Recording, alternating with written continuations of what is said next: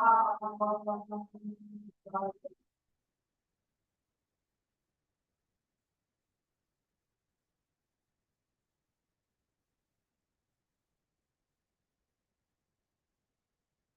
Krishna. First of all, thank you all for coming and having given me a chance to associate with you all this week. We'll get started with some prayers.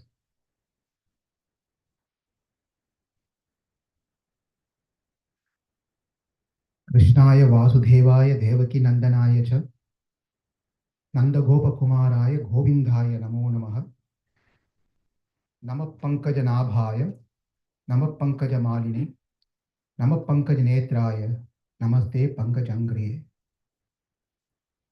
We are gathered here to glorify Krishna through Mother Kunti.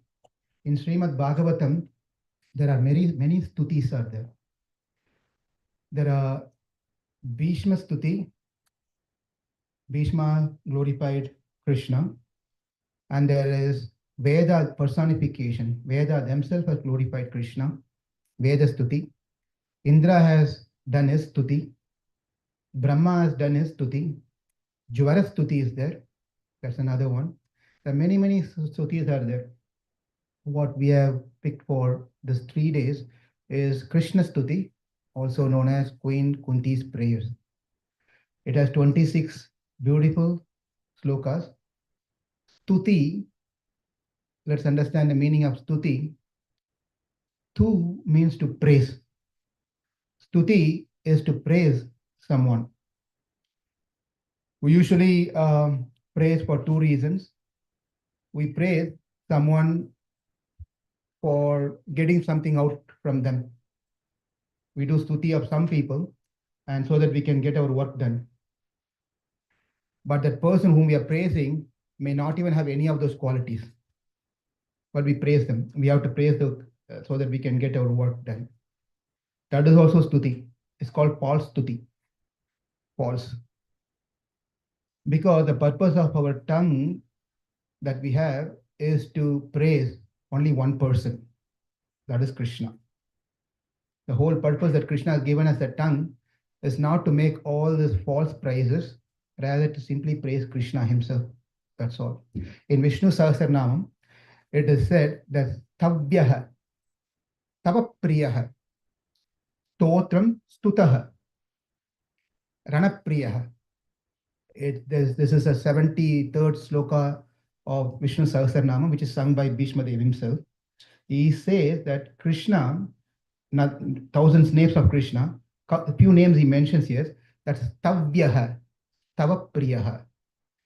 Tavyaha, one who need to be, one is worth to be praised. Only one person who's to be praised is Krishna because he's the only one who is worth of praising.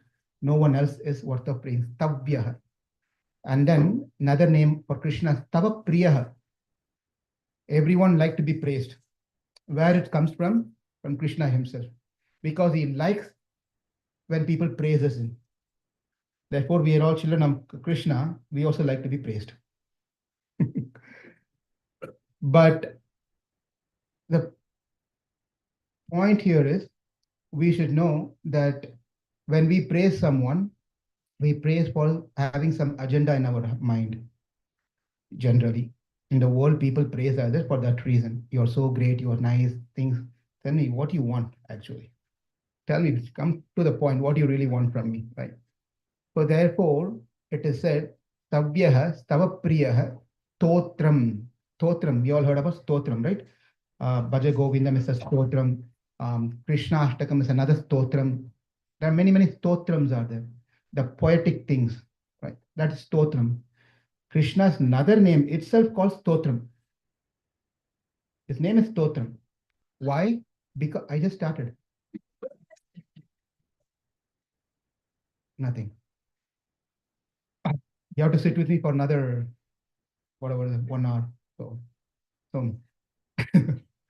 now Krishna name is Stotram because he empowers people to praise him. Where do we learn this from?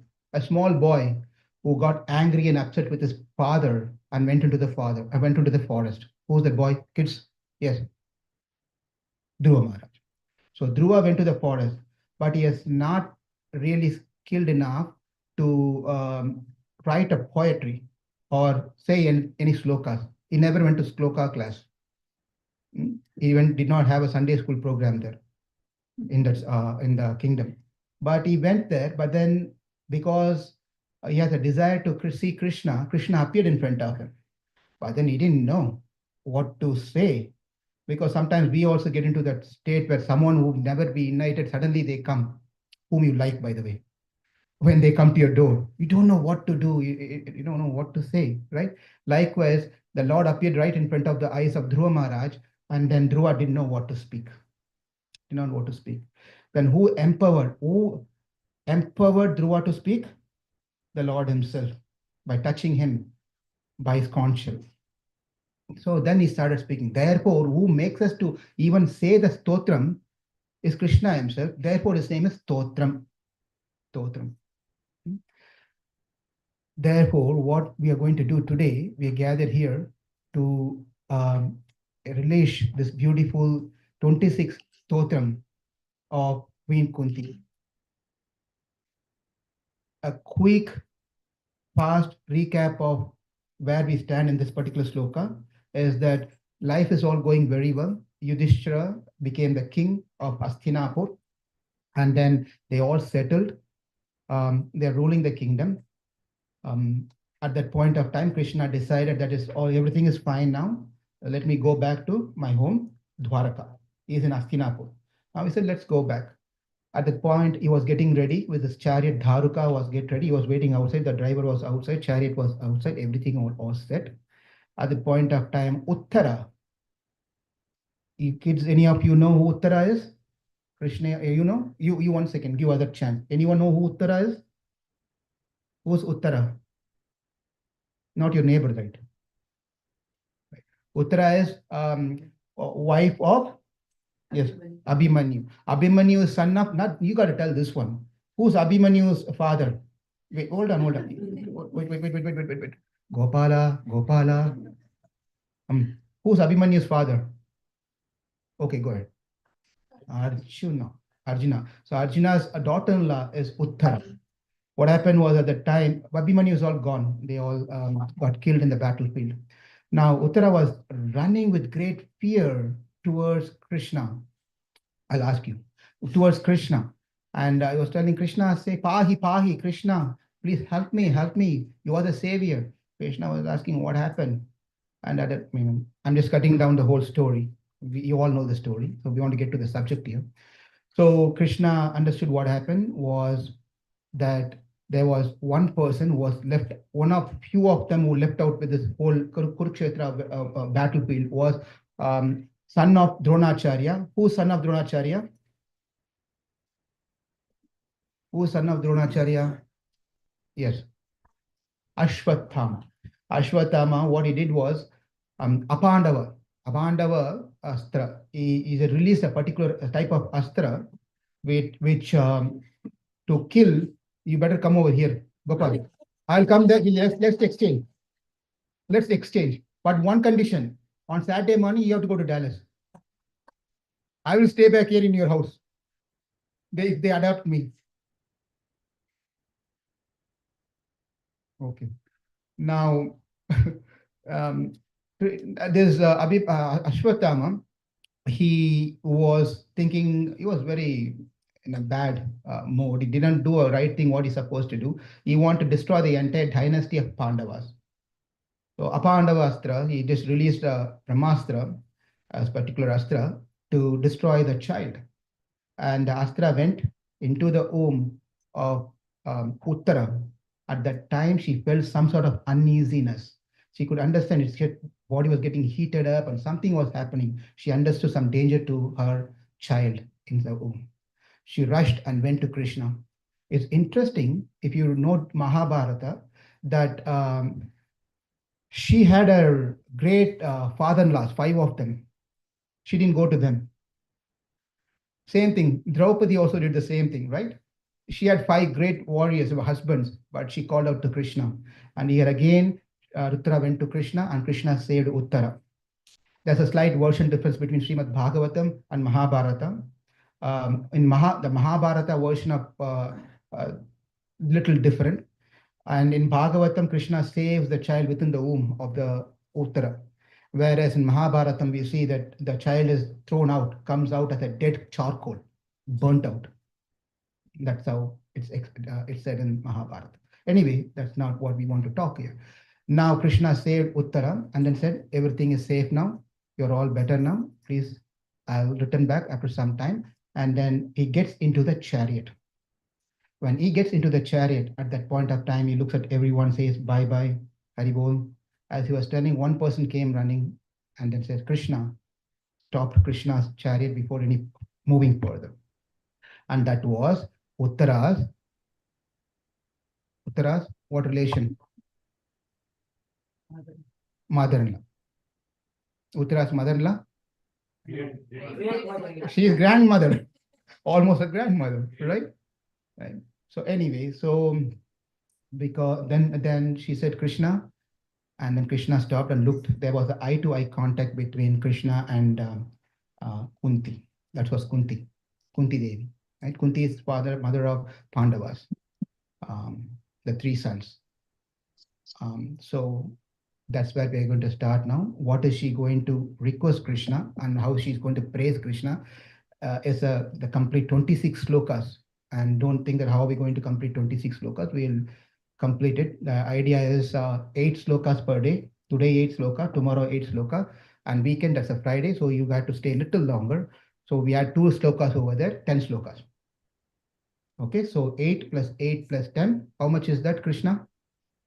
27. Oh, very good. So let's get started without any further delay. And if you all want to follow up with me, you can go to vedabase.io and you can click Srimad Bhagavatam, go to the first canto creation and go to the chapter number 8, right? 8, Mataji. 8 and a sloka number, which one is sloka, Mataji? You remember? Sloka number 20, 18? Let's see.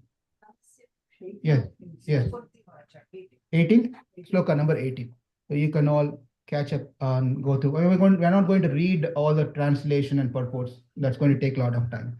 We'll only recite the sloka and then we'll see what it means. Now, Kunti stops Krishna and says, Namastye Purusham Twadhyam Ishwaram Prakriti Param Alaksham Sarva Bhutanam Antarbahir Avastitham.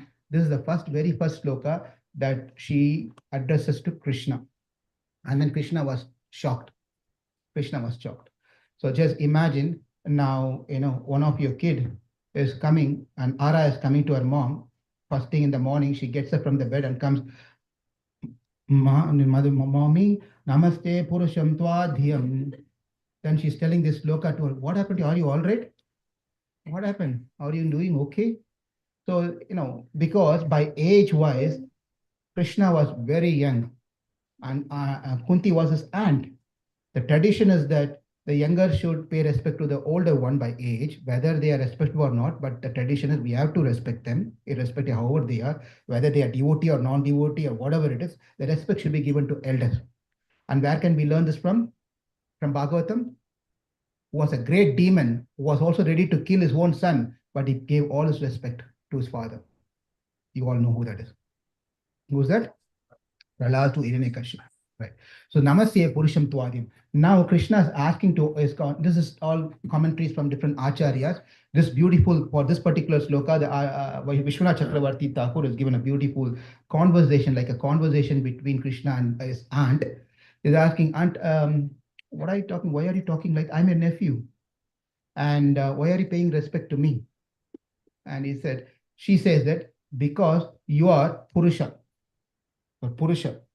And Krishna, oh, Purusha, yes, we are all Purushas. The men are called Purushas, as threes and Purusha. So yeah, I am also Purusha. No, you're not ordinary Purusha, Adhyam Purusha. Adhya Purusha. Your original Purusha.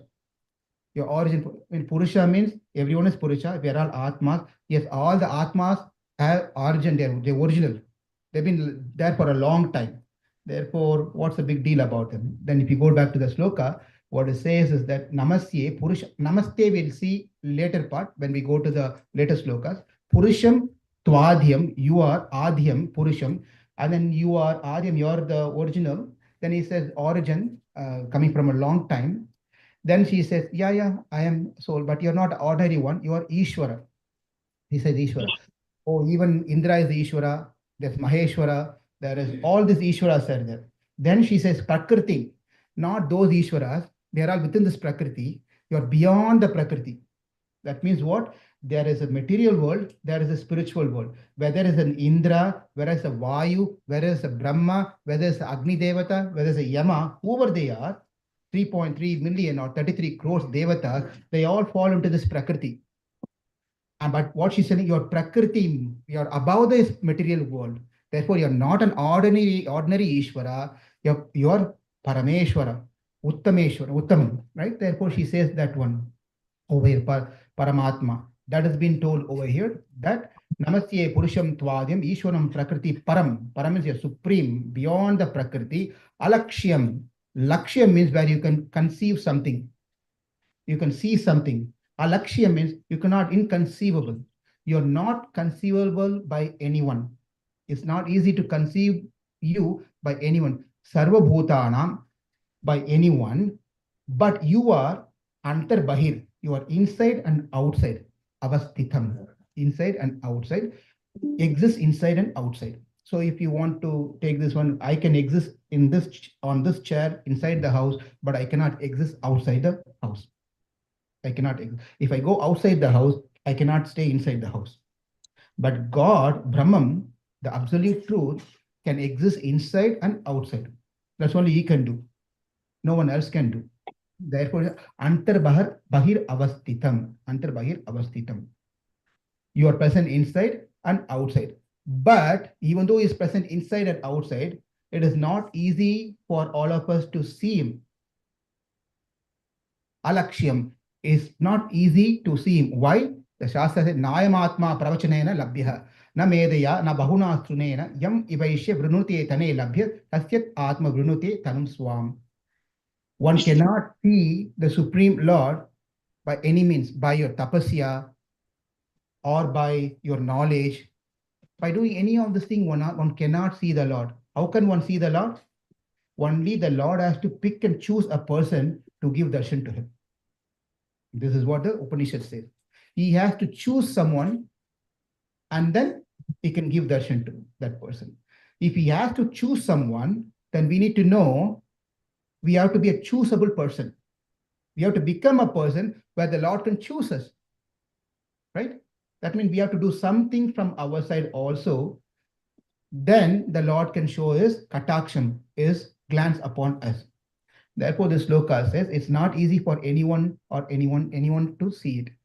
Now, you say, how can we understand Lord is present in every single thing? Now, you say the examples is given. You see peanut, right? The peanut. We have peanut. There's peanut oil. We get peanut oil. And ghee comes from, who knows ghee comes from what? Yeah. No, ghee doesn't come from oil. Huh? From apple? From apple? From Costco. Exactly. Very good. Ghee comes from Costco. That's exactly what I want to hear. Very good answer. So now we know the ghee comes from milk. So that means ghee is present in the milk. Yes or no? Oil is present in peanut. Yes or no? The fire is present in the wood. Yes or no? But can you show it? Even though the oil is present within the peanut, we cannot see the oil within the peanut, but it's there. But it has to go through some process so that we can extract the oil from the peanut. We can extract the ghee from the milk. We can get the fire out of the wood. That's a process. Therefore, even though the Lord is present everywhere within us, out, there's a process by which we have to do some process by which we can see the Lord. Just by doing the process does not mean you have a 1 kilo peanut. you do the process, you will definitely get a oil. But I do a process in spirituality, do some practices, definitely will I get Krishna? Will I definitely, I follow the exact theory and the formula. I follow the formula, exactly the formula.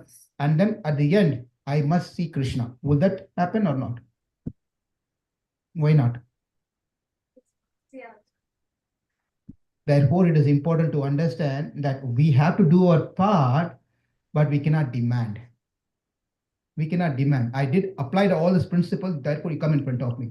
That's not how it works. He is swatantriya, means he is completely independent.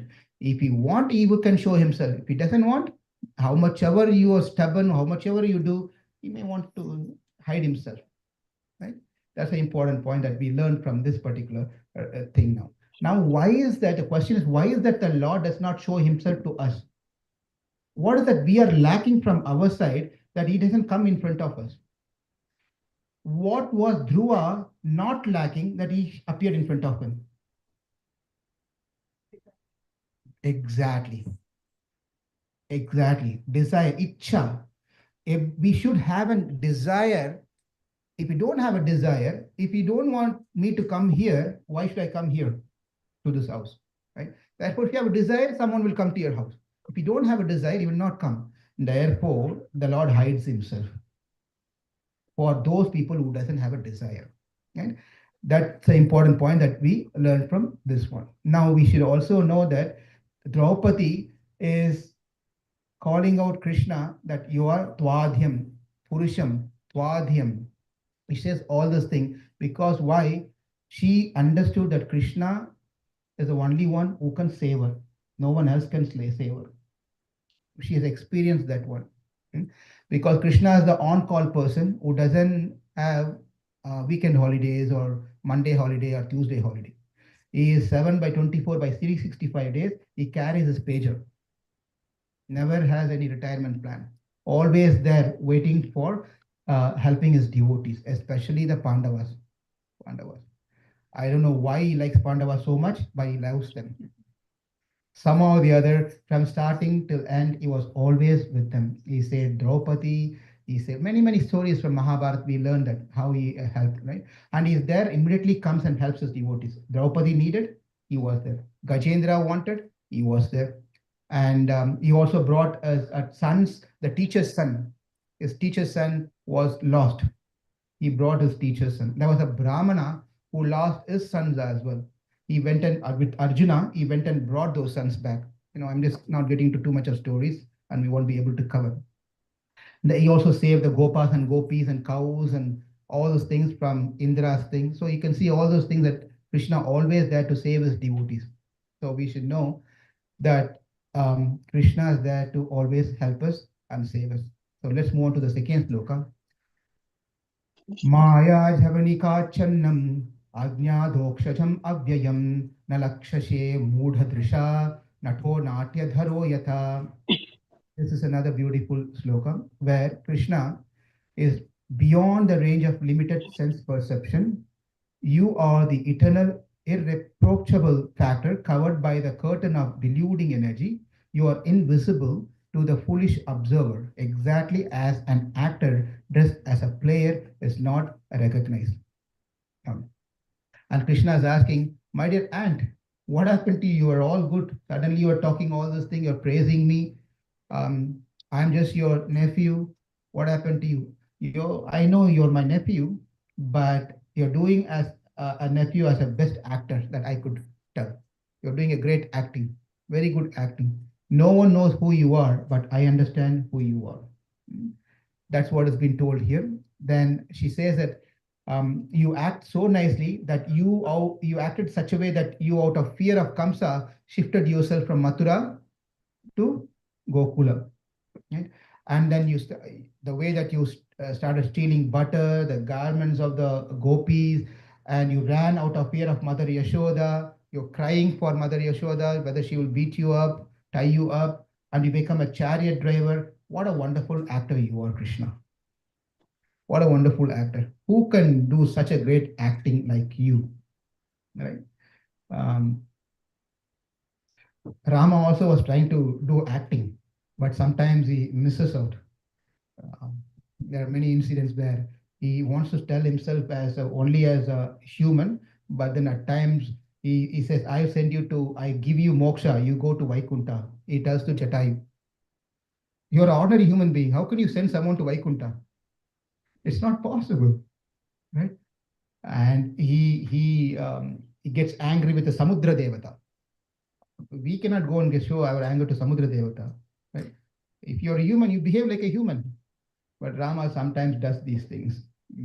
But Krishna, he appeared himself as a supreme personality of God, but he was trying to act as doing his best. Of course, his leelas are always sweet, whatever he did. And then Krishna is asking, how do you know the truth? And Kunti is telling, I know the truth because I'm your aunt. I'm your aunt. Aunt knows everything. Sometimes there's a relationship between the nephew and the niece and the aunt are so thick than the parents. In the Indian culture, especially where I am from, coming from, I don't know on the other part of India, uh, the family tradition is that the aunt and the uncle has a very, very important role. They cannot be missed for any invitation of anything's happening in the family, whether it's good event or a bad event, whatever it is, they have to stand in the front to get the marriage done and any events done. Aunt and uncle are very important.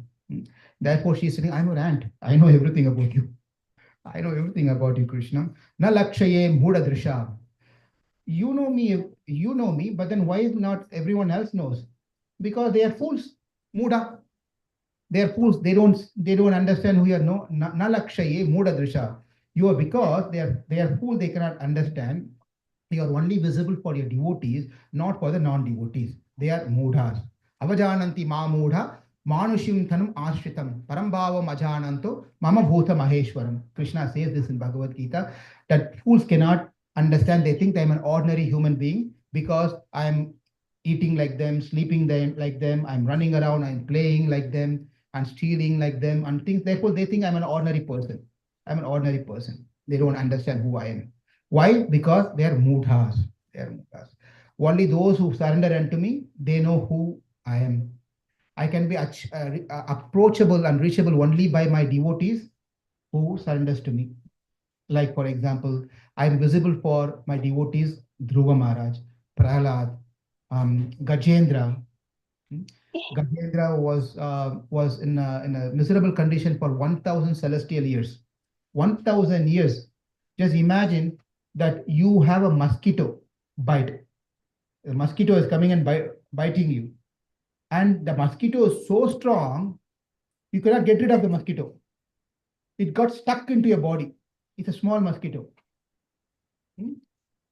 How do you feel? Comfortable? Very comfortable? Yes? Very happy when the mosquito is just stuck to your body. How that nice it will be. So uncomfortable, so irritating. You'll try to do so much that really, whatever, your skin will come off, peel off. Huh?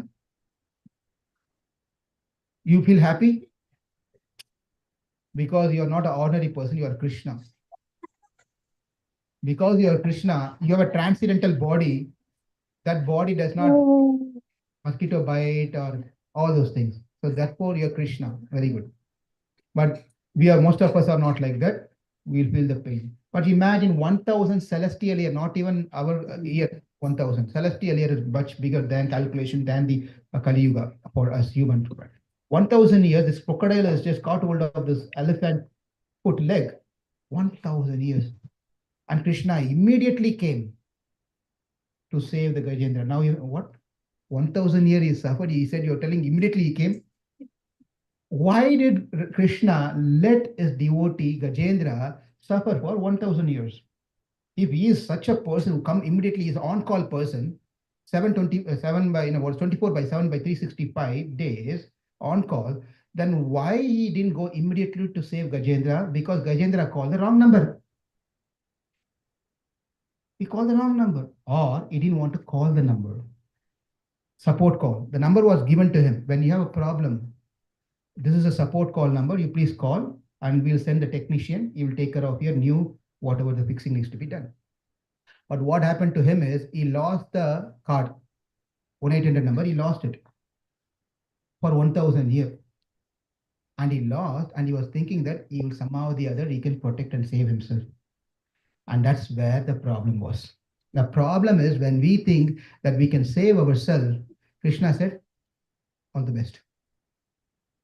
And he waits, and he waits, and he waits. Krishna waits. Because why? We don't want Krishna's help because I have strength, I have my family member, I have the best umbrella insurance which will take care of everything, right? My health, my family, everything. I also have HSA, additional coupon can be put from there. Everything is nicely done. Therefore, I can take care of myself. I have the entire doctor contacts for heart problem, by this problem, my eye problem, wrinkle problem, a surgeon, a plastic surgeon, all the problem. I have doctors everywhere. So no problem. No problem for me. Therefore, Krishna said, okay, you try out all your contacts and I'll be on a wait state and watch. After 1000 years, the elephant understood that it was drowning slowly into the water.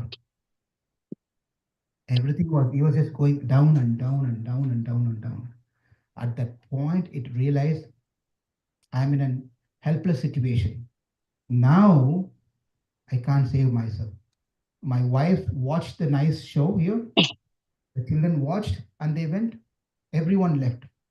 Then he called out to Krishna. He called out to Krishna. Krishna came and saved. So the message for us from this set of this sloka is that he will be an actor. He won't reveal himself to us if we think we can be on our own. That's where the problem. Therefore, we should think, we should understand we cannot save ourselves. We are dependent on Krishna. Only Krishna has to come save us. If we get into that mood of devotion, the covering will be removed. Then the covering is gone. That's the second sloka. Then we move to the third one. That is sloka number 20 in the series. Tata Paramahamsanam Muninam Amalatmanam Bhakti Yoga Vidhanartham Kadam Pashyema Histriyah. Now she's telling her position, how fortunate she was. She was telling, Kunti was telling how fortunate she was because the Lord cannot be easily seen by anyone and everyone. Even the Paramahamsas, the sloka says, Paramahamsas, Munis, Amala. There are three people are mentioned here, three categories of people are mentioned here. Paramahamsas, Munis, and then Amala. They are all great sage, great people. Paramahamsas, Paramahamsa. They are very renounced. They're very renounced from the worldly things. And the Munis are always meditating and contemplating on the spiritual topics. Amala Atmanam means they don't have any mala. Mala means all contamination. Amala means no contamination, pure, very pure. Amala Atmana means the person who was completely pure in consciousness. You may be visible, maybe. You may be visible for them. What a fortunate I am being a stree, being a woman, I'm able to get your darshan. I'm able to get your darshan. Therefore, in life, we should understand that a successful, whether we are successful, how do we know how to get out? How can we be successful and be satisfied in our life? How can we be successful and how can we be satisfied in our life?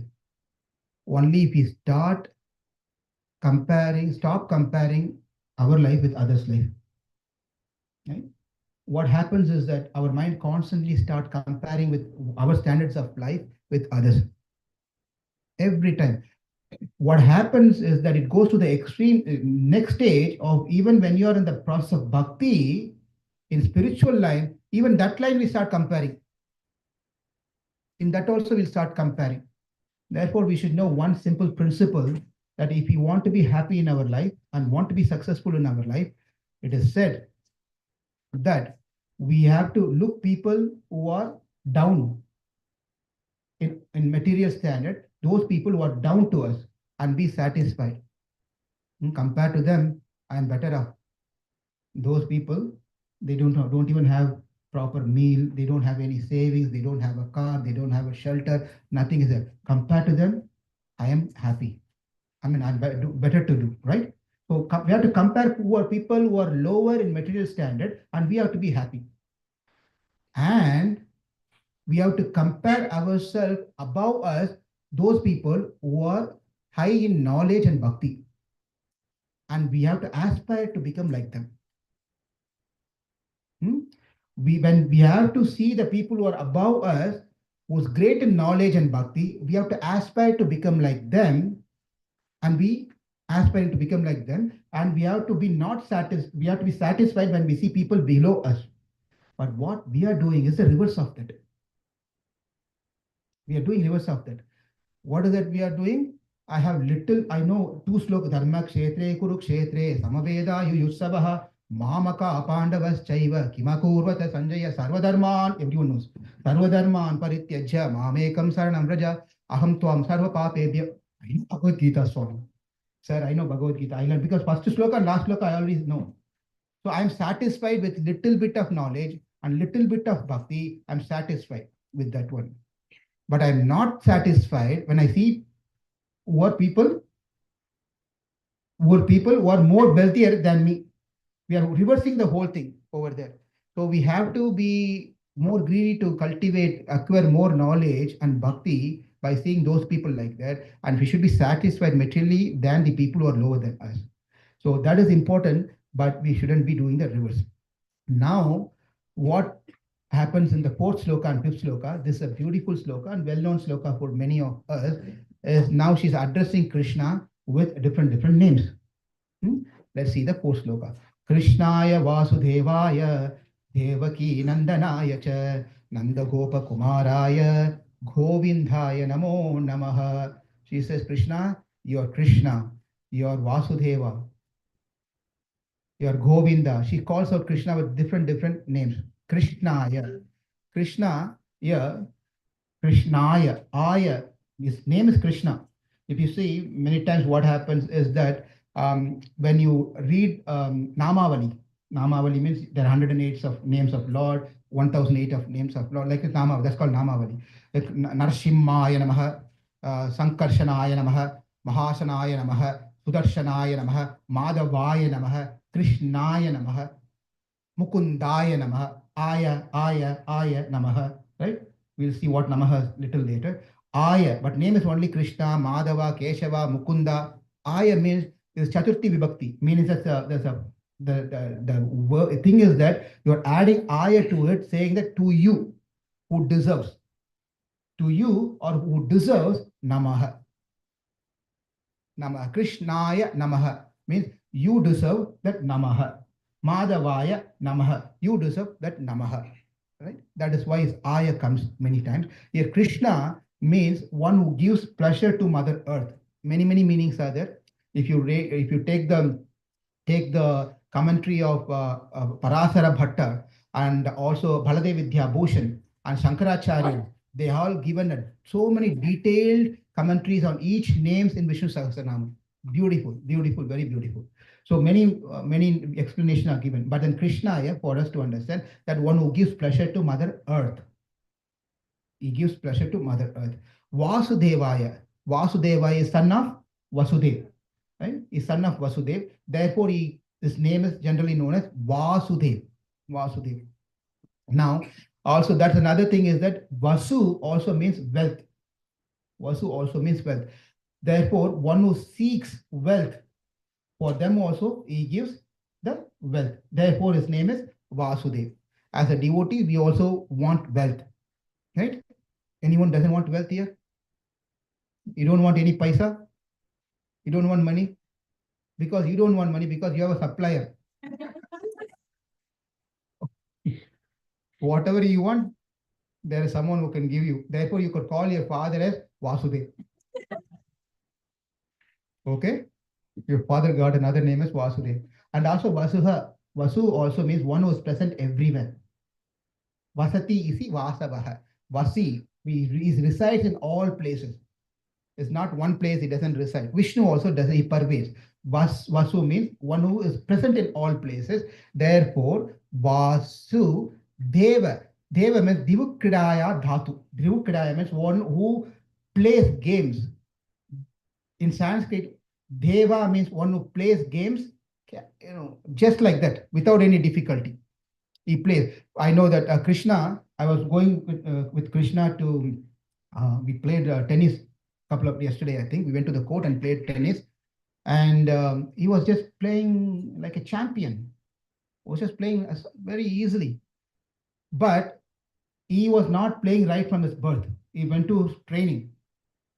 Then he became an expert in playing tennis. Right? When the word dev means one who plays without any trainings, one who can do anything without any training.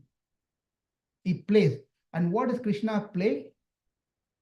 We all go and play football, tennis, and whatever the badminton, other things, right? What is the biggest game and game that Krishna likes? What does he play? Why is called the name as Deva, Deva, Devanatha, Vasudeva? What is the biggest game he does? He does one nice game. He creates something and destroys something without any difficulty. And creating and destroying something. What is the something? Huh? Yes, us. Well, you can tell us also. This Prakriti, entire Prakriti. Entire Prakriti means, I'm just telling in one word, entire Prakriti, that you know what it means. Hundreds and thousands, unlimited universes. He just creates. When if he has to create, if I give you, if I have to give you Gopal and you all, if I'm going to tell you to create a toy, right? You want something, some ingredients to create the toy, right? And you sit there, you make a plan, you draw some things and work out, and it may take 30 minutes, 1 hour, depends on what you're going to create. It may take some time, correct? How does Krishna create? Does he go to the Lowe's and other places and buy all the things that he needs, tools that he needs, and then comes back and then he's, oh my God, Earth, let me work on the Mars now. And then I'm tired now. Let me have some cool drinks and then come back and take a rest of 2 hours and nap and come back. And tomorrow morning I'll continue. This is weekend and take a break and continue. How does Krishna really creates this entire creation? How?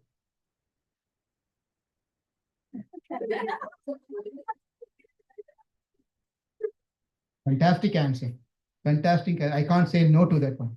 But any other answer? How does Krishna creates and destroys and maintains all of us? If I have to, for example, if one of you have to maintain your family, okay, you have to maintain your family by going to office, getting some money or some means of earning something, right? Then you would maintain the family.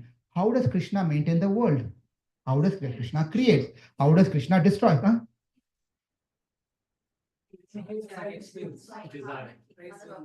Huh?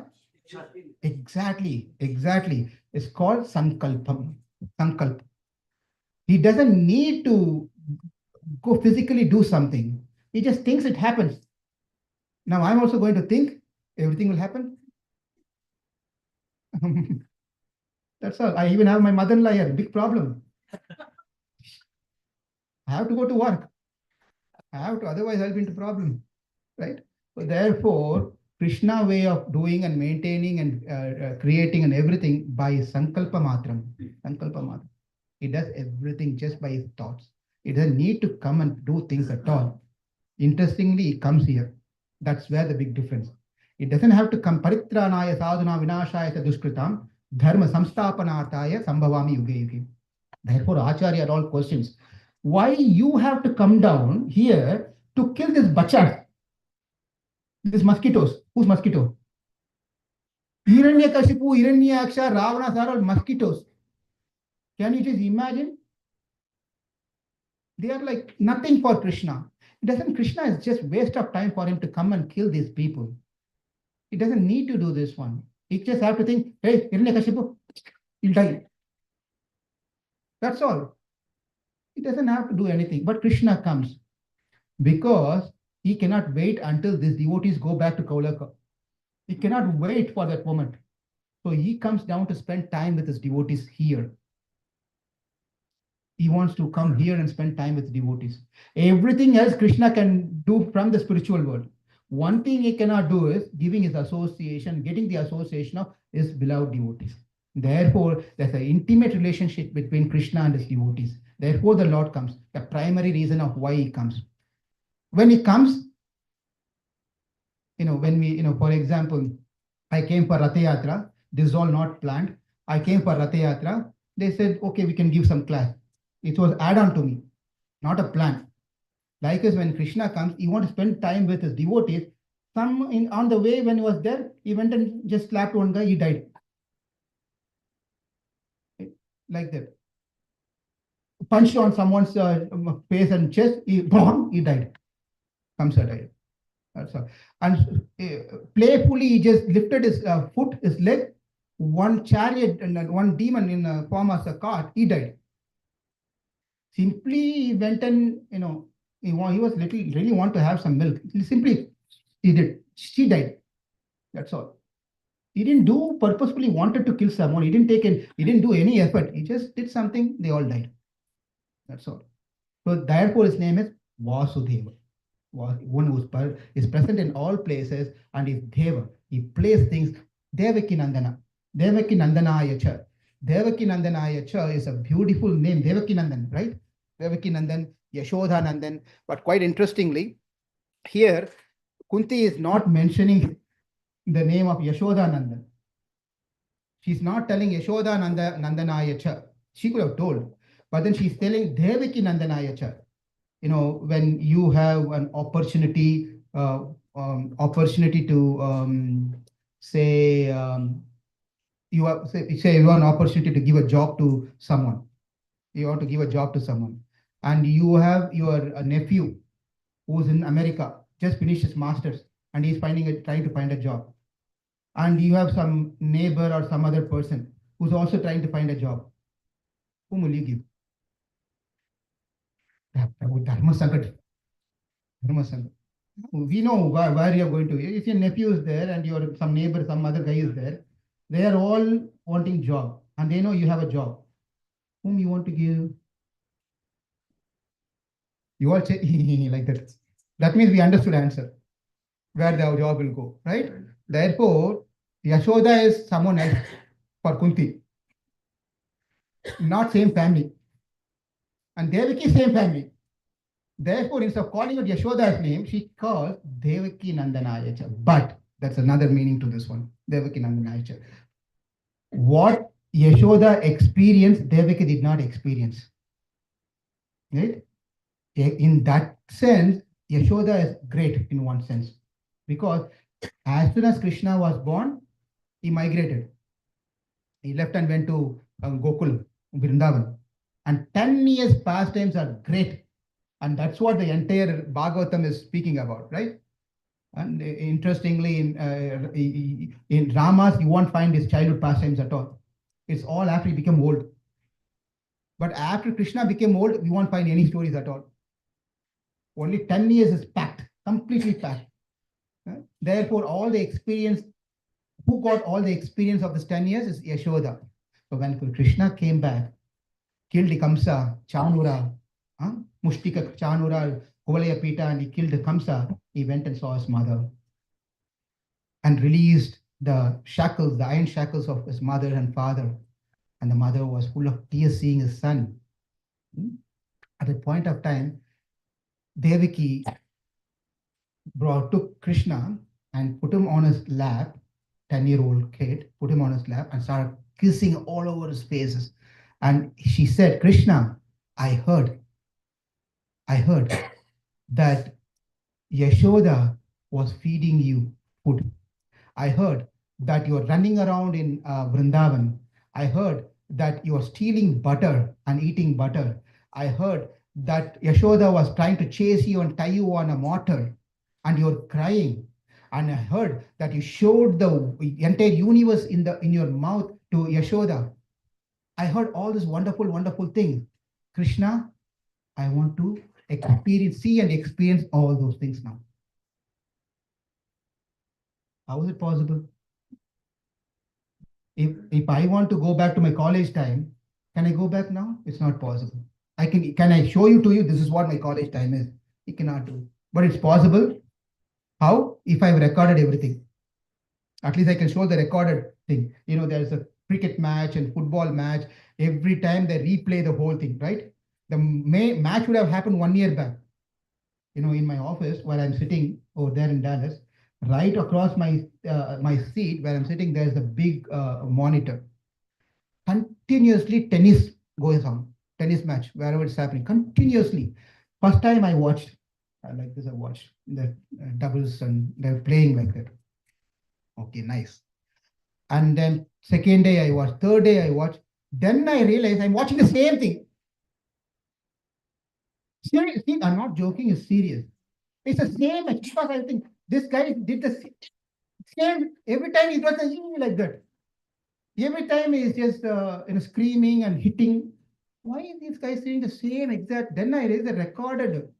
It's not the actual game, it's the recorded game. Likewise, Krishna can replay everything. Krishna can replay everything. Devaki got all the experience of what Yashoda got. Now the point comes where Devaki is asking this one request. I heard that you drank milk from Yashoda. This is an important point. He says, Devaki is saying to a 10-year-old kid, I heard that you drank milk from your mother Yashoda, from Yashoda. I want to give milk to you. Drink my milk. And believe it or not, Krishna drank milk from Devaki. Krishna drank milk from Devaki. You must be wondering why, what's the big deal about it? Please, as a mother, you should all know the science.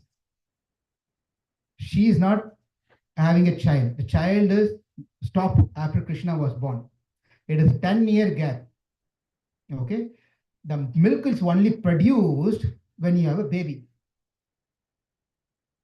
This question was asked by one saint in Sri Rangam called Nanjiyar. He asked this question to his guru, Parasara Bhatta. He asked this question, my dear Maharaj, I have a question to you. He said, there's a beautiful question and answer session for just between these two of them. But anyway, this question here, how is it possible for an aged woman to give a milk to a 10-year-old child? How can the milk produce, first of all? This was his question to his guru. You know what the answer his guru said? He said, Nanjiyar, Devaki want to give milk to Krishna. And Krishna want to drink milk from his mother Devaki. What is your problem? Krishna can do whatever he wants. Krishna can do whatever he wants. He can produce things whatever he wants, however he wants. What is your problem? Therefore, Devaki Nandana. And then it is also said that when Yashoda was feeding Krishna, you know what Yashoda eats? Krishna's leftover. But you know what leftover? What she does is, all the mothers, parents, they all eat the leftover of the children, right? Therefore, they will tell whoever is serving, serve extra something on that plate. They will not, I want extra. They'll tell, my son likes, my daughter likes. They know this guy cannot eat anymore. That all will come to him. Yes, Mataji, please tell. Her. Sorry, her. Thank you.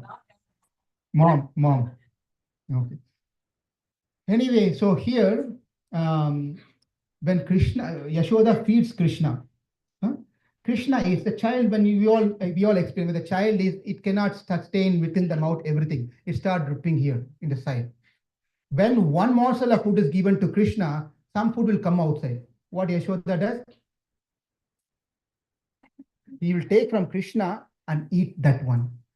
Can you imagine the Parabrahman, the supreme absolute truth, and he is eating, and then whatever is coming from his mouth, this Yashoda was not read Bhagavad Gita.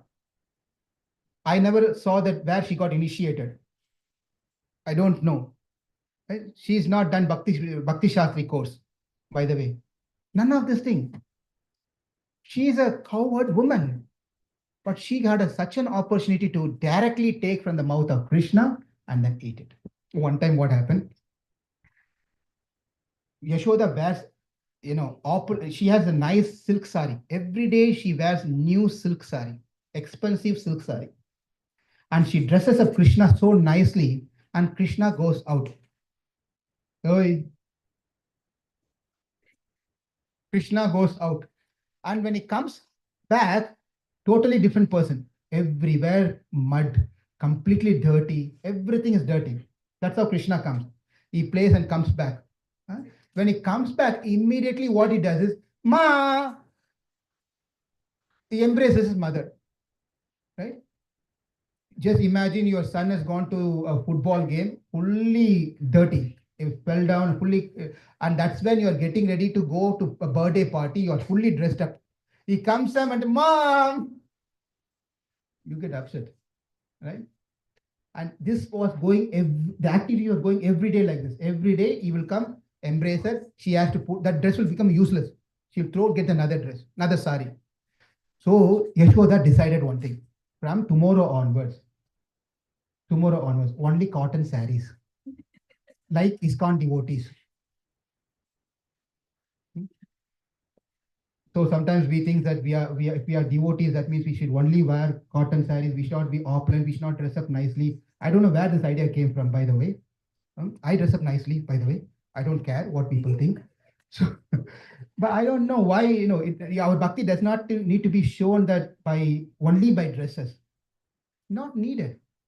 You can have you can eat opulent food. You can dress up very nicely. You can have a best car. Doesn't matter. It's all internal growth that we have to work on, not on the external thing. If because of our karma, we have good wealth and good family, what is wrong in using these things in Krishna's service? There's nothing wrong in doing so. If anyone has that idea that only I should wear the worn out, I should wear like Sudama, right? It's not necessary like that. But anyway, coming to the point here. So Yashoda decided that tomorrow onwards I will wear only cotton saris. Cotton sari.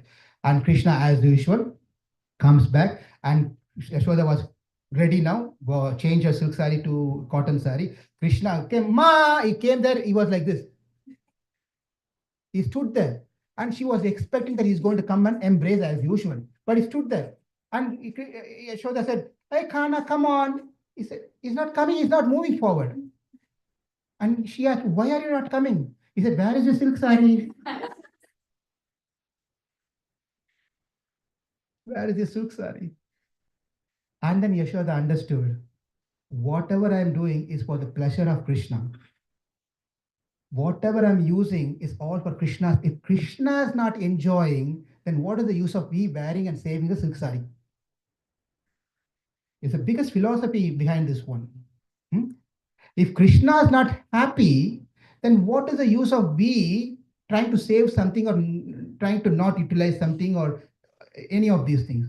Everything that we have in our possession should be used in Krishna's service.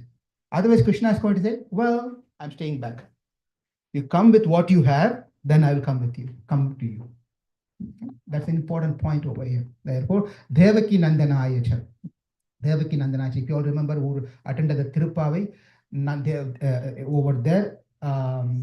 over there, Andal says Nanda Kumaran. Nanda Kumaran. What is it? The first one. Margari Tingal Madinere the Nannala, Nirada Podvir, Podvino Neri, Podvino Neri, what is it? Nanda Gopan Kumaran, Nanda Gopa Kumaran, Nanda Gopan Kumaran, right? So Nanda Gopa Kumaran is also mentioned over there. What happens is that Krishna, when his father comes in front of him, he is like an obedient boy.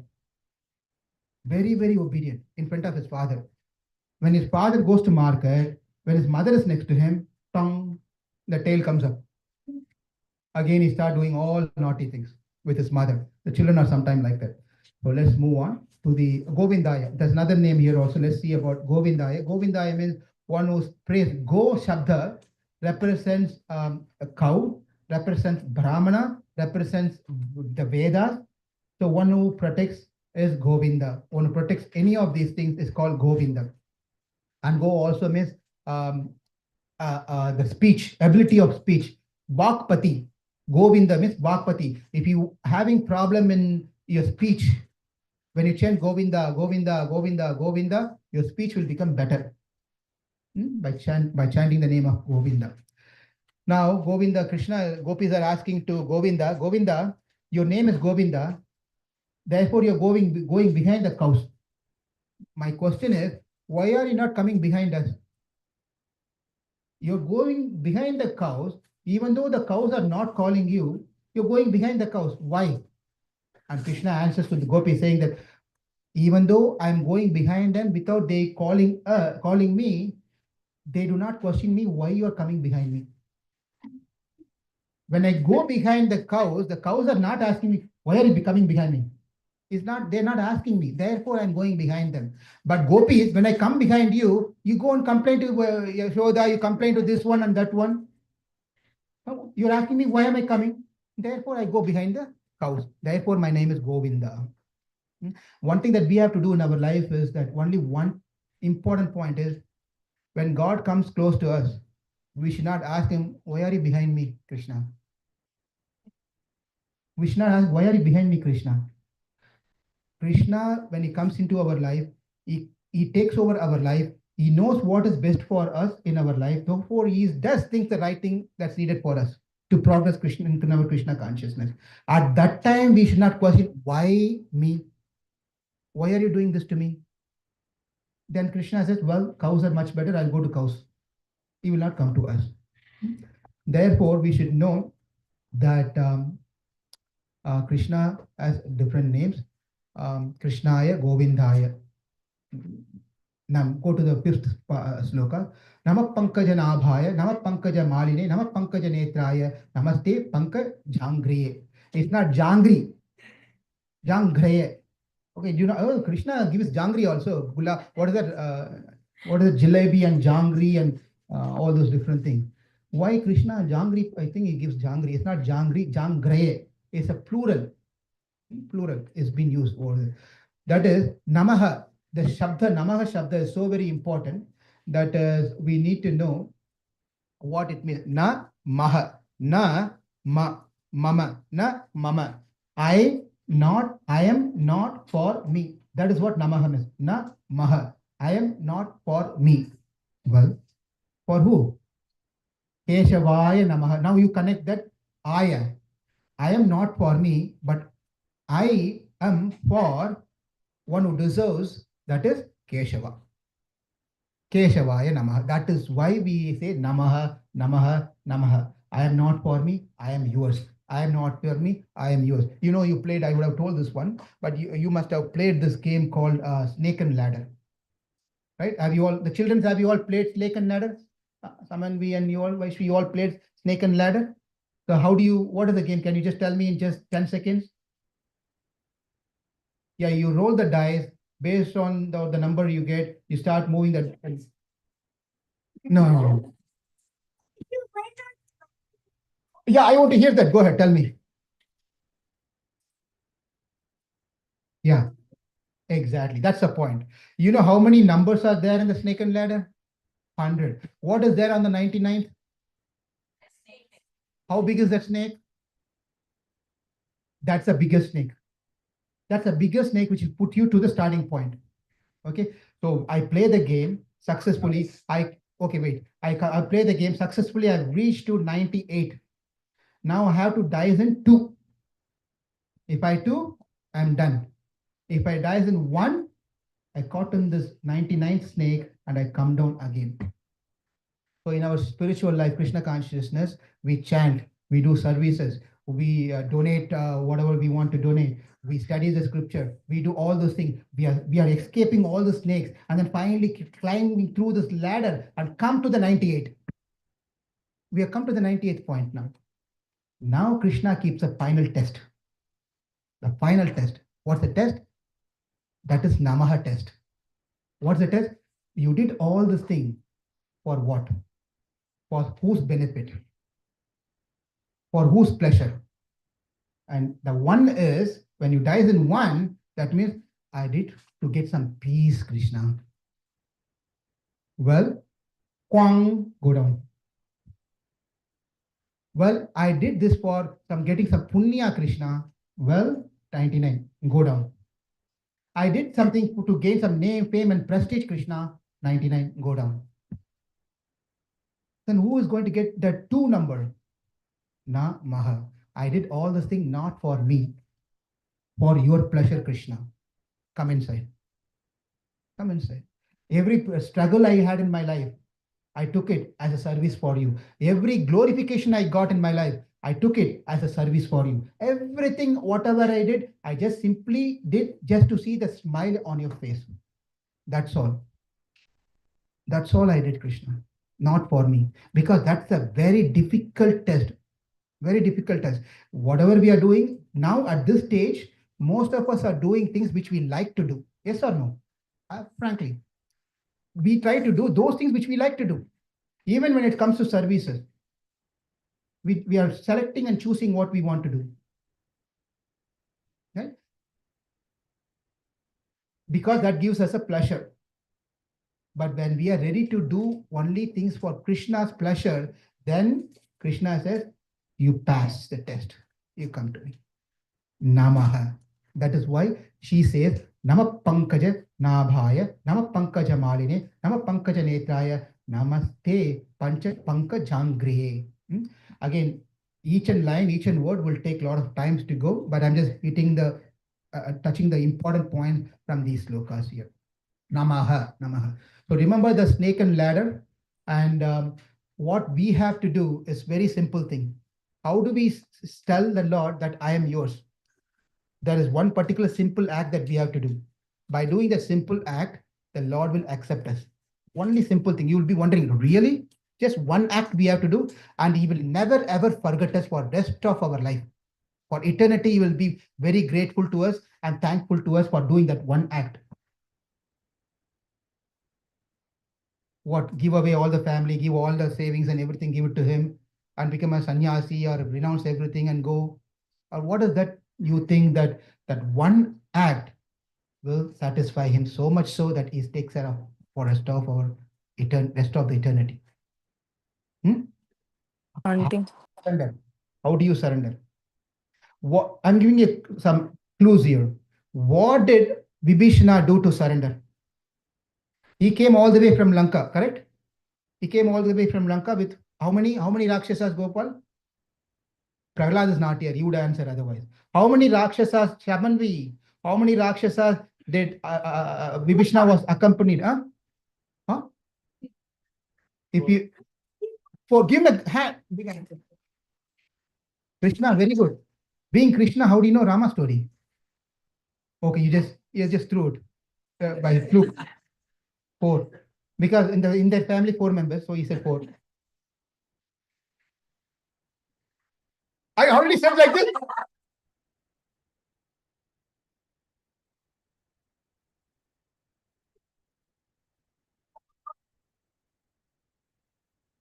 I am not a good person to do this. Okay. How many numbers? How many numbers? Oh, numbers. Okay. Anyway, so Vibhishana comes with these 4 Rakshasas and he stood above the ground, stood there. And as soon as these monkeys across the shore, headed by Sugriva, saw them, I'm going to read this beautiful sloka from Valmiki Ramayana. It's just amazing because it's very difficult to understand what has been told here. It says, Yesha Sarvayudam Upetah Chaturbi Saha Sakshasaihi. Sugriva is telling to other monkeys that look at that Rakshasa is accompanied by 4 other Rakshasas and he's come with all the weapons. Sarvayudam. Sarvayudam is not 1 weapon, 2 weapon. You can name all types of weapons. Not one type of weapon, 100. Different types of weapons. He's carrying and coming everything here. But if you read Ramayana, that poor Vibhishana carried only 1 weapon. He just came empty-handed, carrying only 1. That is Gada, right? Hanuman carried Gada. He came with that one. But here, Sugriva is saying, Yesha Sarvayudam. He's coming with all the weapons. The commentator gives a beautiful explanation of what is the Sarvayudam. Sugriva is afraid that if Rama sees him in this with Sarvayudam, then Rama will be convinced and accept him. He will accept him. And we'll be wondering, what is the Sarvayudam? That one Ayudam, that Sarvayudam is equal to 1 Ayudam which will captivate Sri Ramachandra, is called Anjali Mudra. This one. When we go in front of the Lord, keep our hand like this with real feeling. Everyone, please do this one. Just keep close to your chest. Close your eyes. You feel something with the closed hands. Think about Ramachandra. Think about Krishna Balaram with folded hands. When Krishna says, as with Anjali Mudra, he melts. Anjalayiti Anjalihi. The meaning of Anjali means Anjalayiti Anjalihi means this mudra will melt the Lord. Melt the Lord. Therefore, please understand, when you go into the temple, don't do all this stunt show up like this, like this, and all those things. Go nicely, stand in front of the Lord and folded hand, take few moments and pray to the Lord. Touching like this, like this, all these exercises not needed for us. Okay, children, you all understood? Right? You have to fold your arms. Anjali Mudra. When we do this one, the Lord melts. The meaning of this Anjali Mudra is we are telling to the Lord, I don't have anything. This is the meaning of that means nothing is in my hand. I don't have anything that I can prove myself to be eligible to be your devotee. The problem that we have is we feel ourselves qualified and eligible. That is where everything is stopping us to proceed and progress in spirituality. There's something are tagged into in our consciousness. I am so and so. I am this and that person. I'm been in the movement for 20 years, 30 years, 40 years. I have studied so much than that. All these different tags attached to us is not going to be, that means we are carrying something that Anjali Mudra is not going to have any value. The Anjali Mudra means that I don't have anything in my possession to make myself qualified, my dear Lord. That is Anjali Mudra. Therefore, Sarva, then what the purpose of this Namaha means that what we are saying is Namaha. Krishnaya Namaha, Krishnaya Namaha, Baladevaya Namaha, Subhadraya Namaha. When this is what it means. Another one more story I will tell for this particular incident. When Mahabharata war was taking place, children, are you all listening? Mahabharata thing was taking place, and there's for the warriors, when they fight, what they do is when one warrior releases an arrow, there should be a pratyastra. Pratyastra means to counteract this astra. They will have to counteract with another astra. For example, Agnyastra. Agnyastra means the fire. What would be the pratyastra? Yes, water astra, right? Water. That means. Now say if you put a Naga astra, what is the pratyastra? Gauda astra. Gauda astra. If you put a Aindriya astra, the pratyastra is Brahmastra. Now Arjuna was fighting and there was an equal fight was happening. At that time, he got an astra which he didn't know what to do. He never learned. He doesn't know pratyastra because Dronacharya did not teach him.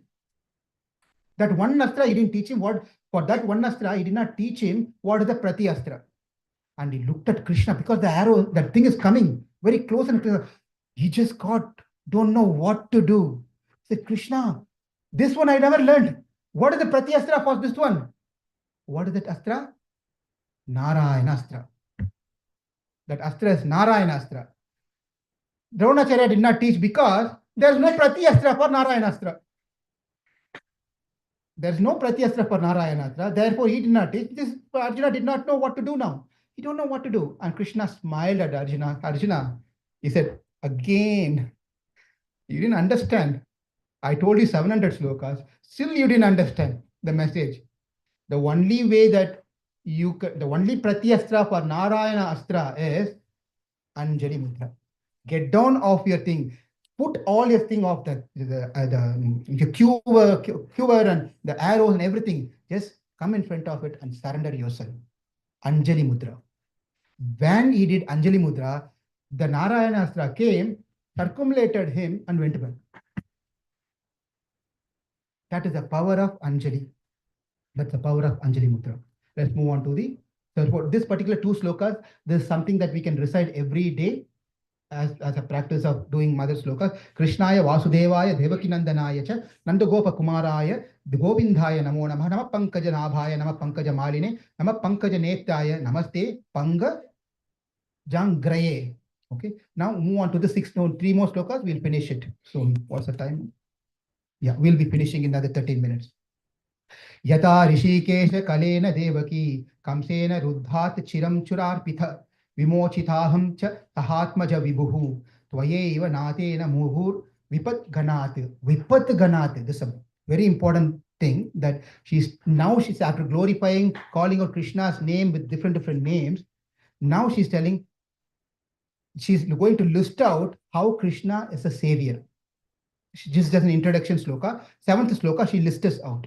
Okay. The sixth, Yata Rishikesha Kalena Devaki Kamsena Ruddhati Chiram Surarpitha Vimochitaham Cha Sahatmaja Vibhu Vayeva Nathena Mur Vipadganat. Vipadganat. Vipadganat means, we all have problems in our life. No one can say we don't have any problems. Every one of us have some problem or the other. It could be a different degree, that's all. It could be problems. But even though we have problems in our life, there is always a breathing gap between the problems. Yes or no? Sometimes now that is gone. That problem is gone. You sit, phone call will come. Another thing will come immediately. But there's a gap between. Within the gap, you go to Dallas, you go to Hawaii, you go to India, spend some nice time, and come back between the problem. But none of us have Vipat Ganat. Ganam means what? Ganam means a group. Ganam means group. Massive group. Ganam. Vipat Ganat means, Viparida means dangers, problems. Right? Vipat Ganat means is a continuous flow of problems. Non-stop problems. Non-stop problems. Right? Vipat Ganat. So she is telling that there is a Krishna. Another point is that when we have little problem in our life, we start questioning Krishna. Why this? Why that? Then we start trying to explore different options. Maybe my Jatakam chart is not right. Go to the astrologer, die some parihar, do some, what is it called? Some remedy, some remedy, find some remedy, all those things, right? So we try to run through different things. But whenever there's a problem, Kunti did not go to astrologer. I'm not joking, serious. She did not go and buy a mantrik, a special thing, and started wearing somewhere here and there and put it in front of the house, or none of those things.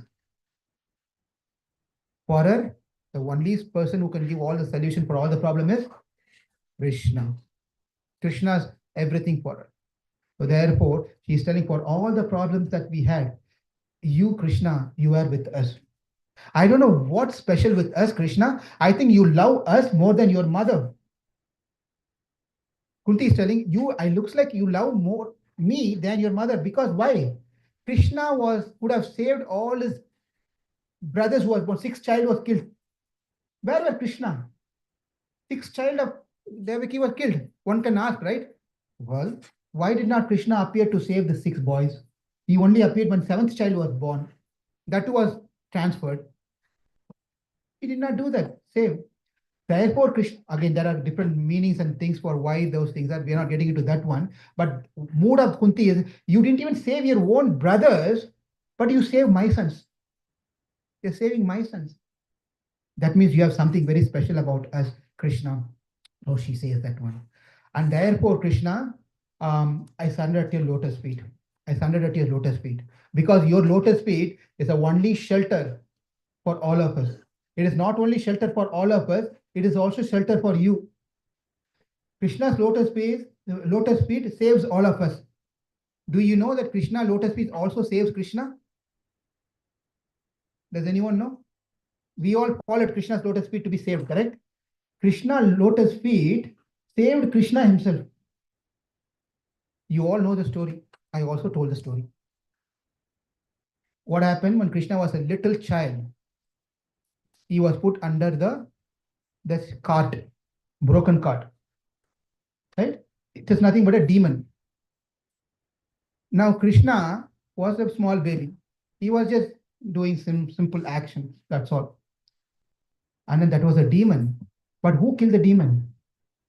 Krishna did not kill. Krishna's lotus feet kill the demon.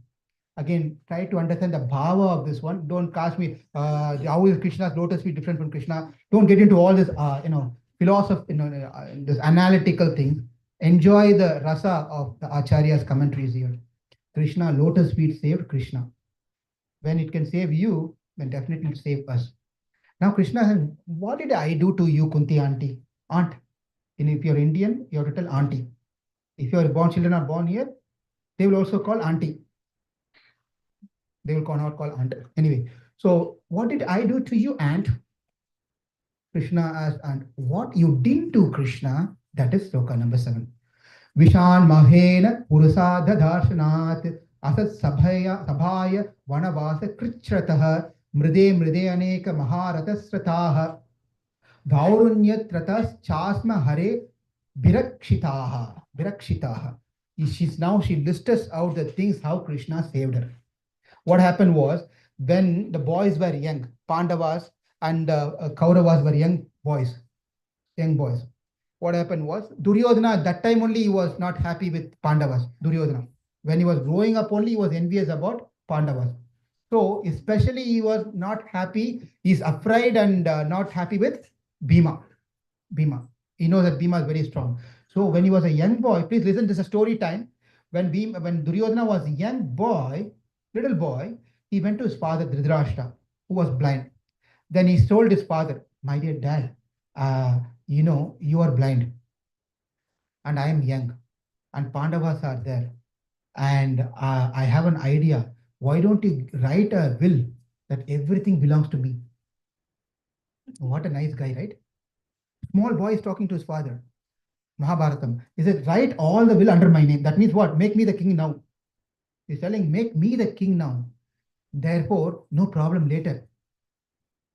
And Dhritarashtra thought for a minute. You know what he said? Good idea. Let me put a plan. Dhritarashtra. That is why Mamaka Pandavas Chaiva. That's why he said Mamaka. He was so attached to his children. Even though he knows his children are going in the wrong path, his attachment spoiled the whole family. Because he was not in a position to correct his children. Therefore, it is important that we have a good relationship with our children where we are in a position to correct them. Then what is the use of we being a parent? Therefore, that cannot be done later, correct? That means you have to work during the younger time, then you have to work, have a good relationship, and then you can correct them as it's needed. Anyway, so Dhritarashtra agreed to the program. But whatever they were talking, father and son were talking, Bhima was walking that side. He heard. He heard. He said, and Duryodhana was happily coming and he called, "Hey, come here." Bhima was, "Hey, come here, come here, come here." He said, "What was the discussion happening there?" "I heard everything." Bhima told, "I heard everything." You don't have buddhi? Is this really head? Does your head have a brain and intelligence or not? And he punched on his head like this. He just gave him a big shot on his head. And what happened to Duryodhana? He fainted and fell down. That's a hit that he got first time from Bhima. The rest of his life he did not forget, and he was so afraid of Bhima. Just by one knock, one punch, he got knocked off. Then how strong he must be. Therefore, he was afraid of Bhima. He was very afraid of Bhima. So what he did was, immediately what he did was, he called for a kitty party or a birthday party for the children. He made a party arrangement. He spoke to his father. He said, "I want to call all my friends, my school friends and my neighbor friends and all the friends, and I want to give some a party, a lunch party, dinner party." His father said, "Okay, do it, no problem." He arranged call for all his friends, school friends, and he also called Pandavas. Everyone came. It's a dinner party. It's just elaborate preparation. So much been made, so many preparation. The children were enjoying pizza, pasta, noodles, and all the different things was not there. It was not there. Sorry, it was not there. Dosa, idli, khichdi, roti, aloo paratha. These were there, which you all don't like. You like dosa, very good. You are my side. The chutney. What chutney? No, no. Green chutney you like. Okay. I think we are all hungry now. I know that. Almost we are done. Just a minute. Okay, hold on. Okay, Krishna, Gopal, cut off, cut off. Now, coming back. So he made all this preparation and arrangement. Everyone came. Everyone were enjoying so much. It's a buffet system, by the way. It's a buffet, so you can just get in and enjoy a no token system. I'm sorry. Whenever there's a chance, we have to say something. Okay, anyway, come back. So every children were having ice cream and juice and different types, 100 types of ice creams and 10 types of anything they were enjoying. But he called Bhima. Bhima, I have special item for you. I have a special item for you, which you really like, which you really like. What? No, no, no, no. It's a cake. No, no, no, no. It's a cake.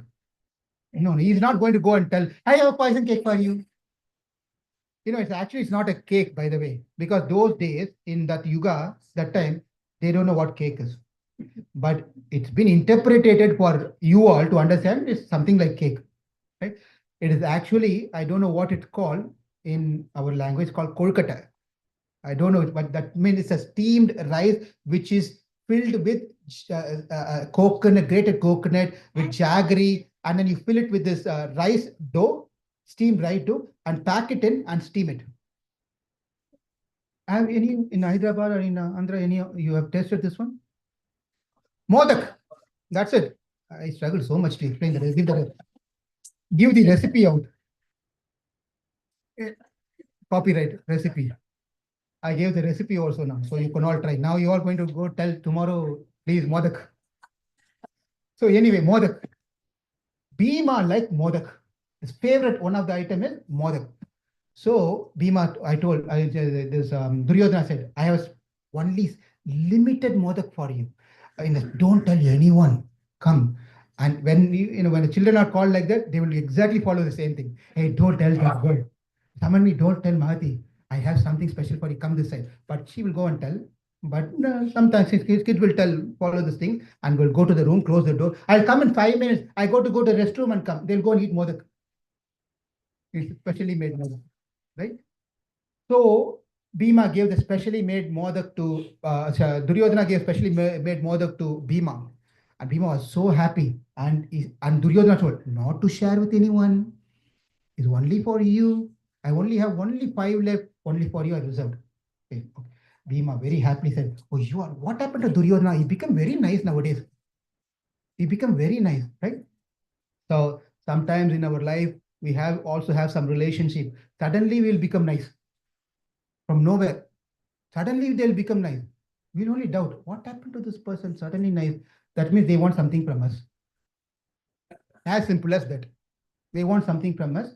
Therefore, they become nice to us. When the work is done, again the tail goes up. Back to normal lifestyle. Right? So Duryodhana was also doing the same thing over here. But what happened was Duryodhana went to the kitchen.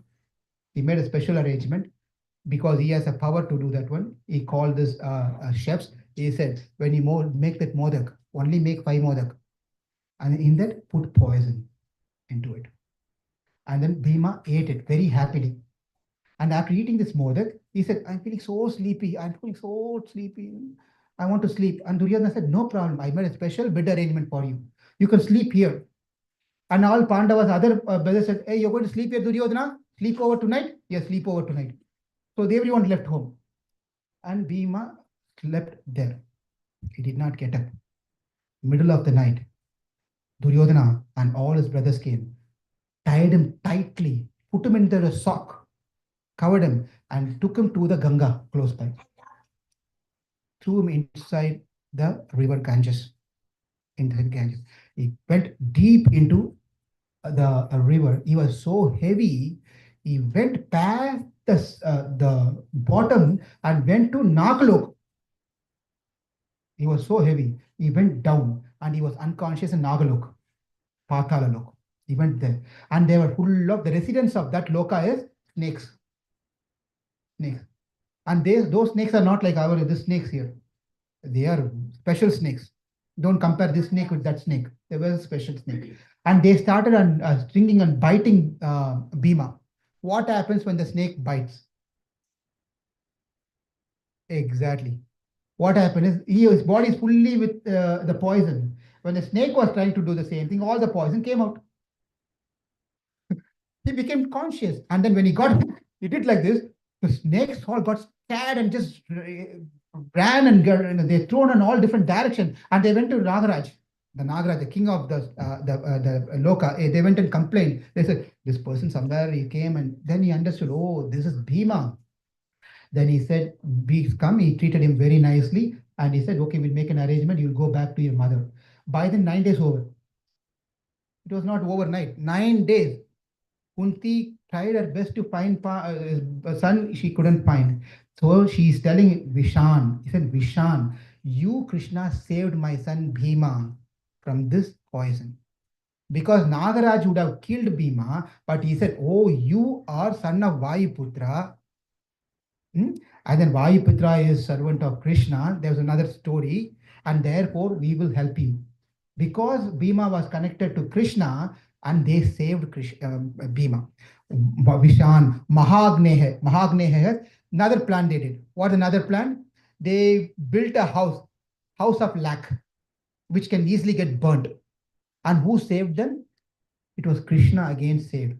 It was Krishna again saved. Therefore, she goes on that list. And then Purushada Darshanad, where you also saved my children from the demons, Rakshasa, Hidumba. Like that, many demons were. Asat Sabhaya. Asat Sabhaya means the Sabha, the assembly with Asat. Asat means, Sat means good people. Asat means bad people. Asat Sabhaya means the assembly with all the bad people. You saved my daughter-in-law. Draupadi from Asas Sabhaya.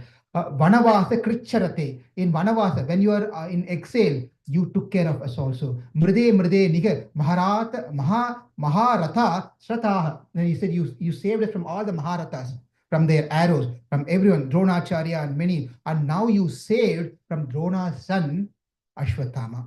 Uttara was saved. You saved our children from Uttara. That is seventh sloka. Now we are going to the last sloka for today. विभत्तन्तु न शाश्वत तत्र तत्र जगद्गुरुः भवतो दर्शन यत्स्यात् अपुनर्भव दर्शनम. Now you all must be very familiar with this particular sloka, 8th in the sequence, but in the series it is 25th sloka, where now now Kunti is going and praying to Krishna. Okay, Krishna, my dear Krishna, make sure that I have no problems in my life. No problems in my life. I have to live healthy life. All my bills has to be paid off. All my relatives should be nice. My father, mother, brother, sister, husband, wife, children, father-in-law, mother-in-law. Everyone should be good. Take care of my life without any problems. And this is what usually we all pray. Yes. When we go to temple, when we go to the Lord, we pray all these standard things, whatever we pray. Interestingly, Kunti prayer was different. Vipadaha. Vipad means danger, problems. Vipat Ganaha. You remember that term? Vipat Ganaha. Vipadaha is same thing. Vipadaha means Santuna Sashvata. Vipadaha means problems. Tatra Tatra Jagat Guru. My dear Krishna, please, I pray to you only one thing. And Krishna is going to ask, okay, you want moksha? Because finally everyone asks for moksha. So my dear Kunti, you have become old now, your family problem, everything is solved now, you're retired now, therefore you want moksha, right? And Krishna is waiting, yes, she's going to tell, yes, I want moksha. But for everyone's surprise, she's telling, no, Krishna, I don't want moksha. Yes, Gopal.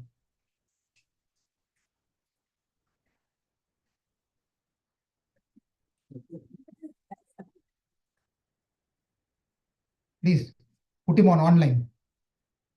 He knows the entire Kunti Stuti. Okay, sit. Now, um, so therefore, she's telling that Vipada Santas na Shashwat. He said, my dear Krishna, I'm praying only one thing to you. Krishna says, what do you want, my aunt? I'll give you whatever you want. I want problems. I want problems. What? Problems? Just imagine you are going in front of Krishna and then telling that, my dear Krishna, it's been a long time I did not have diarrhea.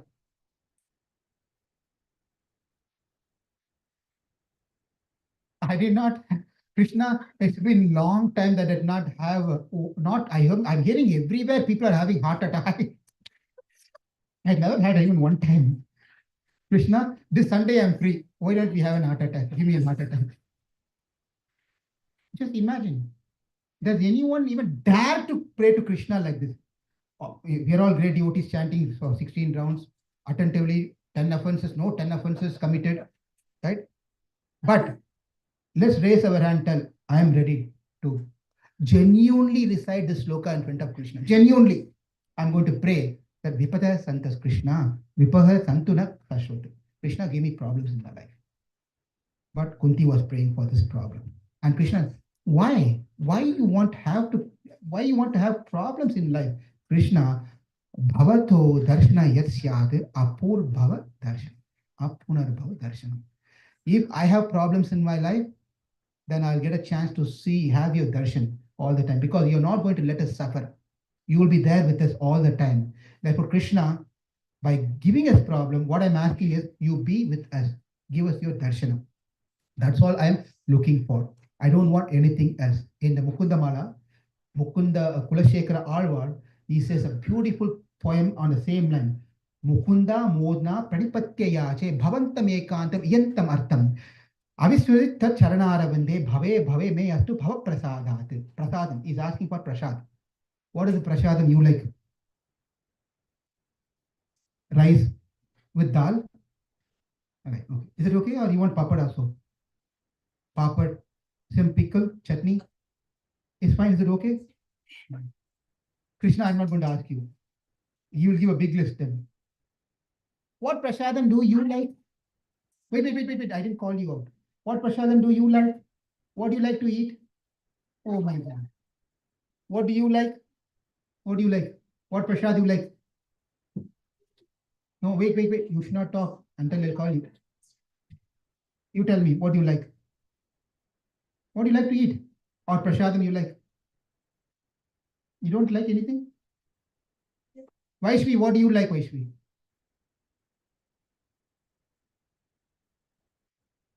Okay, whatever. Now you see, Kulasekara is asking this one prasadam. He's telling one prashadam. I only want one prashadam. Mukunda Mudna Pranipachayache Bhavantam Ekantam Yantam Artham.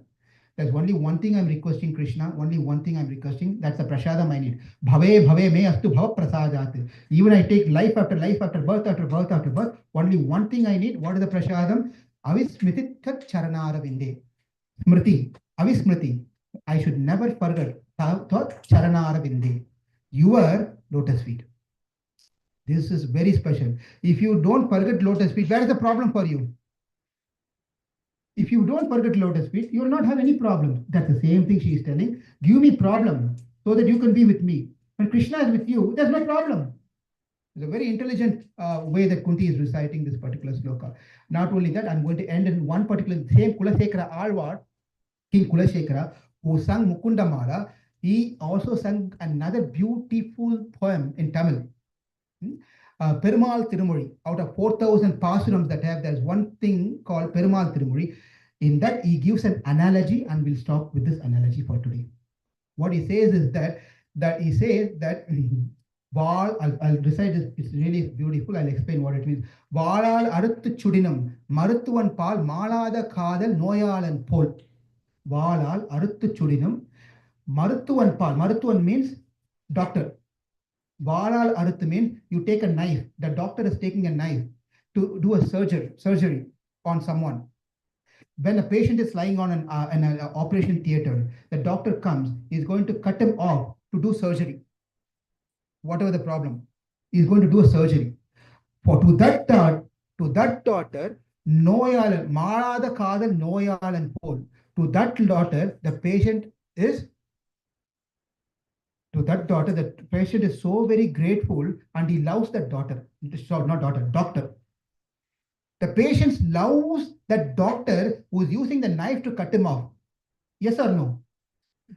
Just imagine the doctor just now he read Bhagavad Gita, Ahimsa, Dharma. He read only 6 chapters of Bhagavad Gita. So he says Ahimsa, Dharma. Ahimsa. So when he comes to the operation theater, he remembers Ahimsa, Dharma. Then he leaves everything and walks out. what will happen to the patient? You will go and beg to the doctor, please come and cut me, please come and cut me, please surgeon, please come and cut me. I'll give you all types of knives, cut me. You want to say that? He will. If you want extra money, I will give you, please cut me. That is called the love of a patient towards a doctor who is a surgeon. Like that, my dear Lord, you are a surgeon and I'm the patient. You are my doctor, I am your patient, and you, whatever is happening in my life, you are a perfect surgeon. You are a perfect surgeon. This is important to have that faith in Krishna. We are going through so much pains in our life in different ways. But we must be thinking that I am the only person, why God is doing this one. But King Kulashekara is telling, you are doctor, I am your patient, you know exactly how to treat me. Whatever I'm going through is just a treatment for my betterment. Oh, what a beautiful analogy that has been given by King Kulashekara. Right? Therefore, in that mode, Queen Kunti is praying that let there be problem in my life. In that way, you are there with me all the time. With that said, thank you all very much. We'll pause here. We covered 8 slokas and we are having another attractive 8 slokas by Kunti Maharani tomorrow. Please do come and we'll enjoy the another 8 slokas tomorrow. Thank you all very much. Hare Krishna. Hare Krishna, Prabhuji. We'll take one question.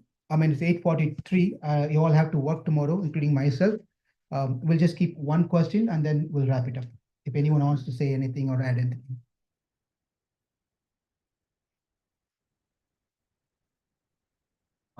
Yeah. We say like, we said like, we have to try, right? Just to not to believe in God and we should not be hiding. And we say like, when we give up and trust the God, then Krishna helps. But how do you forget? I didn't get the question. When we should keep trying and trying what? Give up Trying what? Get green card? Anything. Lottery ticket. Okay, no. Anything. What anything? I want to be. You'll be very specific. It's not anything. You have to be very specific. We can have an offline call. We can talk. I know it's personal. Right? Problem. You want to keep trying problems? Solve the problem. You will keep trying to solve the problems. Yes. Until that, the Krishna, what I heard, like, not. But when we give up and start praying Him. No. Here's the point. What we have to learn as practicing devotee is that we have to work because we have duties and responsibility of playing certain roles. Therefore, we have to work on resolving and solving or earning or whatever. That's all we have to do. But the point here we have to understand here is when we do these things, do not depend on our strength, but depend on Krishna's strength. Krishna. But whatever we are doing should be as per dharmic, not illegal things. And Krishna, I'm depending on your strength. You want to go and steal someone's money, Krishna, I'm depending on you. It's not like that. Only Krishna will only support dharmic. Even because without his sanction, nothing is going to happen anyway. But here's the point: we as a devotee have to do only right things. When we do right things, it's a responsibility is that we have to do our responsibility and duty correctly. But when we are doing, we should not think I am the doer.